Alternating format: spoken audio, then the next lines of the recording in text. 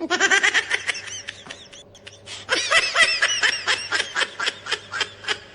Gas, welcome back to my new blog. मुझे आज जाना था बारात में, फिर क्या मैं तैयार होकर निकल गया। तब तक आ गया था पार्सल वाला भैया, पार्सल वार्सल लेके यहाँ से निकल गया। 32 तारीख से मिलो भाइयों। 32 तारीख मिलने के बाद हमने जरीनपुर जाके चाय पी। सर में हो रहा था दर्द। ये रमन भाई हैं। रमन भाई के बाद भैया ये हमारी गाड़ी बुकिंग के लिए संपर्क करें इस नंबर पर।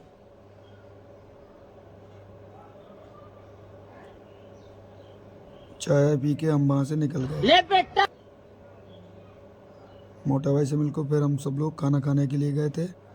ये पूरा बारात का ब्लॉग अच्छा लगे तो चैनल को सब्सक्राइब करना, लाइक करना। वापस 4 बजे सुबह आके हमने भैया चाचा के पास फिर चाय पी। सुबह 7 बजे आके घर। कैसा लगा मिनी ब्लॉग अच्छा लगा हो तो चैनल को सब्सक्राइब करें, लाइक करें। Thank you. जय श्री राम।